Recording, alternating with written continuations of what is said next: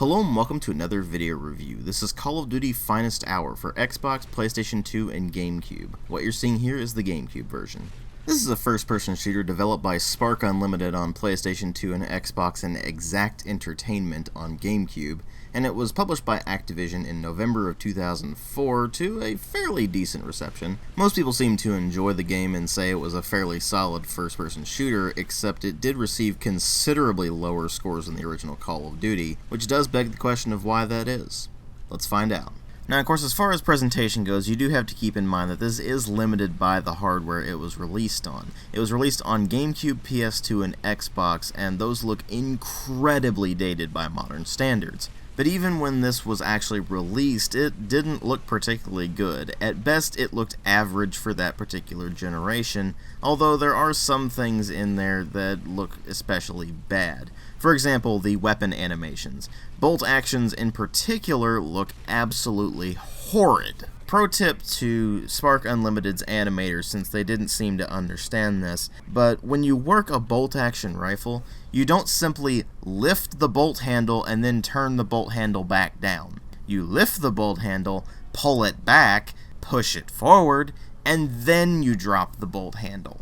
Oh, and another lesson in how these various weapons work, you don't simply remove the magazine and then stick a new one in on your Lee Enfield rifle. And those are only two examples of the blatantly inaccurate weapon handling animations that make anyone who knows anything about how guns actually function cringe. Other than that, you're dealing with some pretty low-res visuals with some very low-res textures, some kind of blocky modeling, there's a lot of jagged edges on things, and generally everything is fairly undetailed. It's not to the point where the game looks terrible, it's just that it ends up not looking very good, in fact looking dated even for when it was released, let alone over a decade later. But then you move over to the sound design, and that's where things kind of fall apart for this. The voice acting is alright, it's some decent enough battle chatter, the characters are voiced okay enough, but they just end up sounding hopelessly generic. And similarly, the music ends up sounding hopelessly generic, even though it's done by Michael Giacchino.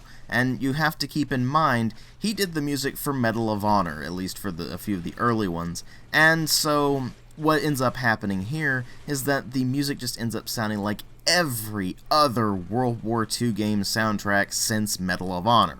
You could put this side by side with, say, Allied Assault or even the original Medal of Honor, and you'd barely be able to distinguish the two. That's not to say that the music is bad, it's just to say that it is entirely forgettable. And speaking of forgettable, the sound effects. Although some of these sound effects, namely the gun sounds, are downright pathetic.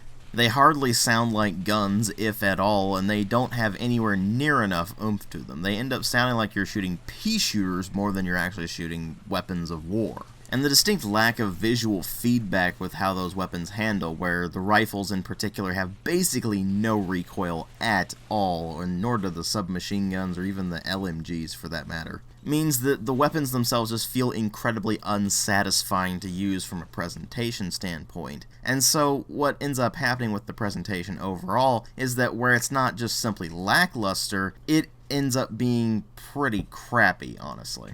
But of course what really matter here are the story and the gameplay, and the story in this is World War II. Only this is actually in reverse order to the original Call of Duty. In the original Call of Duty you had the American campaign, then the British campaign, and then the Soviet campaign. In this you have the Soviet, then the British, then the American campaigns. The longest of these is the Soviet campaign, which starts you off playing as Private Sokolov, who ends up going and doing the exact same thing you did in Call of Duty 1 at the start of the Russian campaign, where you basically storm Stalingrad. And just like in the original Call of Duty, you're not the guy who gets the rifle, so you might think, oh, well, that's interesting.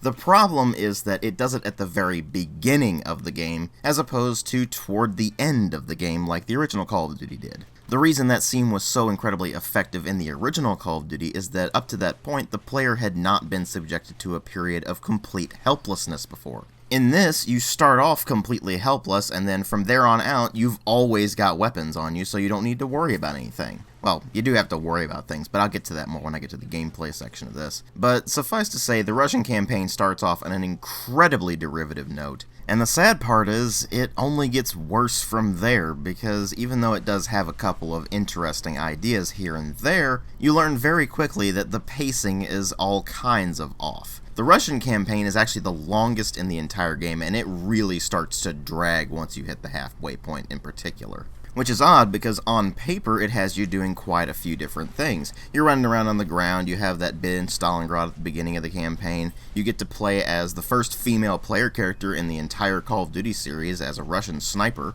and you even get to drive a tank quite a bit. In fact, you drive that tank too much. The pacing of a proper Call of Duty game has you doing no one thing for so long that it becomes boring, and Finest Hour just doesn't get that. You end up doing the same thing for a good 3 or 4 levels without really any break in between. Which would be fine if what you're doing is interesting, but unfortunately driving the tank isn't anywhere near as cool as it sounds. It's actually a total bore. And that's mostly because what you're doing is basically moving around in a very slow tank, shooting at things that require multiple hits to bring down, and having to mow down guys with Panzerschrecks all the time. It just becomes incredibly repetitive incredibly quickly, and those levels just drag on and on and on when you actually try to do them. And when you finally hit the last level of the Russian campaign, it seems to drag on forever until you finally beat it and you're like, wow, was that it? And then you can move left and right on the mission list, and oh look, there's actually other campaigns than simply the Russian one. Though you could have fooled me simply because the Russian campaign is actually the vast majority of the game. The Russian campaign is 8 missions. The British campaign is 4 missions. The American campaign is 7 missions. And you have to keep in mind that 4 out of the 8 of those Russian campaign missions, you're in a tank. So that ends up wearing its welcome out very quickly, and what you find is that the only truly interesting part of the entire Russian campaign is the simple fact that a female sniper is a playable character in a couple of the missions. Sure, this doesn't actually affect the game in any manner whatsoever, but it is kind of a cool touch. But that's really all it is, because once you get past that, the Russian campaign is a total snooze fest at best, and at worst, it's downright infuriating. This is because of something I'll cover when I get to the gameplay, but let me go ahead and finish up the discussion of the campaigns. It's a real shame that the Russian campaign is so long and the British campaign is so short, because the British campaign in this is actually set in North Africa, which is a very unusual setting for a World War II shooter, and it only happens in 4 missions in this, and 2 of the missions are in the exact same location. It's just that one has you infiltrating it, and the second one has you destroying stuff and then exfiltrating. And then the mission immediately after that is a turret sequence, which leads you to the final level of the campaign. It is depressingly short and extremely wimpy. And the entire time you are of course playing Special Forces because that's what they think the British campaign needs to be. There's nothing wrong with that approach, it's just that the way Finest Hour handles it is that you're basically an unstoppable badass. It's pretty much the Medal of Honor's school of World War II shooter design, and frankly, it's incredibly tiring. This leads you into the American campaign, which starts you off on an escort mission where you have to defend a tank, specifically a tank destroyer actually, from a horde of infantry with Panzerschrecks. It's not fun, in fact it's pretty irritating, and from there you basically capture Aachen from the Germans and then you move on to push into the German homeland. And it's treated like just another World War II shooter in that regard, where it's like, yay, you're an American, you're awesome. And that brings up something that Call of Duty Finest Hour suffers from in general. It doesn't really understand the approach that the original Call of Duty took to a World War II shooter design. At first glance, it seems to tick all the checkboxes, but when you really start to look into it, you realize that it's just emulating rather than being inspired by the original. It's like, oh, we need to have 3 campaigns, Russian, British, and American, and there need to be a variety of missions, there needs to be something where you drive a tank, there needs to be things where you start sniping, there needs to be all sorts of things where you get to run in and do Special Forces stuff, and there needs to be lots of explosions and dudes on the screen and everything like that, because that's what Call of Duty's really about, right? No, it was really more of a celebration of the bravery of the common soldier when faced with something as completely overwhelming as World War II. And that was on top of it being a damn good first-person shooter in the process. When you get to Finest Hour, it's doing a very cheap imitation of what Call of Duty did, but trying way too hard to emulate Hollywood and feeling a lot more like a Medal of Honor game with Call of Duty trappings as a result. Like I said, at first glance, this looks like a proper Call of Duty game brought to the console platforms, but unfortunately, what they did was make it crappy in every single regard. The weapon handling is downright horrible. Even though you have iron sights, you never feel like you have any real accuracy out of your weapons. You can have the sights directly on an enemy, and you'll still miss. And that's at close range, let alone long range, where you're basically never going to hit anything ever, unless you just get lucky. And even once you get past the inaccuracy of the weapons, the aiming itself feels incredibly floaty. No matter what sensitivity you have this on, it doesn't feel like you have any real fine control over your actual aim, and so you have to compensate more than anything else. This is why so often in the footage you will see me walking shots into enemies rather than actually aiming at them and picking them off. It's not like a lot of people would claim where it's like, oh, DW just sucks at the game. No, I don't. It's the inherent feeling of the controls. They are not precise. I do fine with other shooters, even on GameCube, like you're seeing here. There is simply something inherently wrong with the way they set up the aiming controls. In fact, the game just has control problems in general. X and Y are your stance buttons, A is your action button, B is throwing grenades, which isn't really that big of a deal. It's normally the melee button, but I can see throwing grenades there. Z is actually your melee button in this. I'm talking about GameCube, of course. R trigger is your fire button, left trigger is aiming down the sights, but then you're sitting there going, wait a minute, what's the reload button?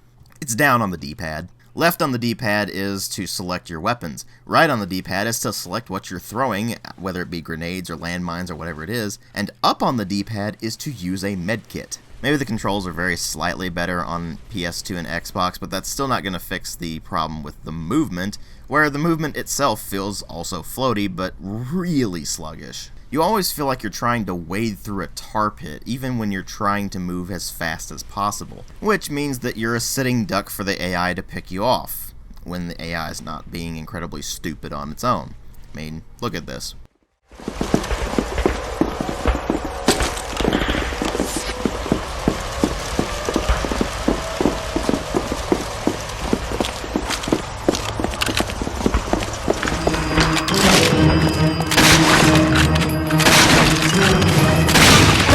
Of the right! Time to take them out! It doesn't matter whether it's friendly or enemy AI, it will get stuck on things, it will stand out in the open to let itself get shot, it will just bunch up in doorways and not let you move past until you smack them upside the head. It will run headfirst into MG fire as if it thinks it's immortal. It's incredibly bad AI, and there's no way around that.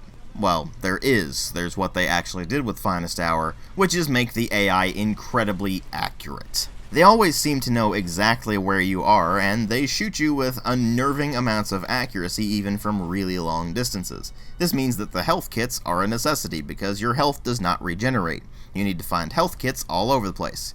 There are health tins, or bandages, or whatever they're supposed to be, that instantly heal you. But when you find these health kits all over the place, they go into your inventory, and you see a count of them by your health meter.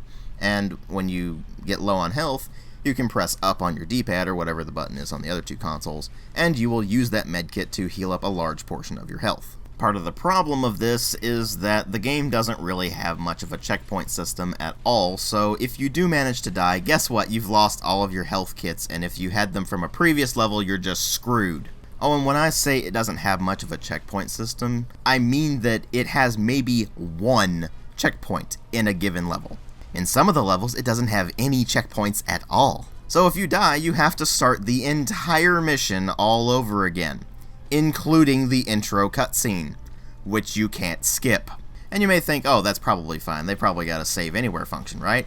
No, they don't. Their philosophy with the level design seems to be, you will complete our levels in one go and you will like it, or you will have to repeat it all over again. Needless to say, when you get to the levels where you're basically boxed in and you're taking hits from all sides, it's not exactly the most entertaining experience. In fact, you will probably be yelling an awful lot at your screen. And that highlights the major problem with Call of Duty Finest Hour. When it's not simply lackluster, derivative, and boring, it's outright infuriating. And it just fundamentally does not understand what the original Call of Duty did well, even though it tries so hard to emulate that.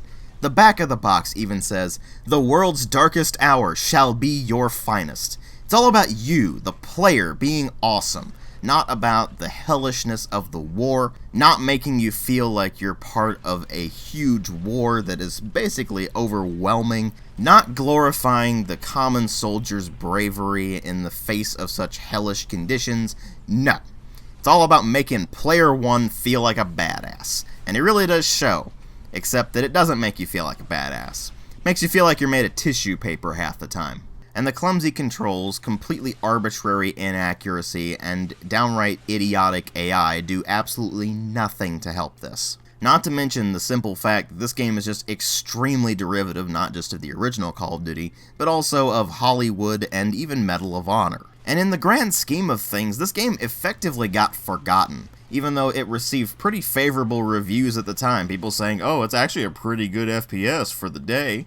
And yet, even if you played it back in the day, there were so many better games out there, even better World War II shooters on console than this. Then again, it's not really hard to be a better shooter than Call of Duty Finest Hour.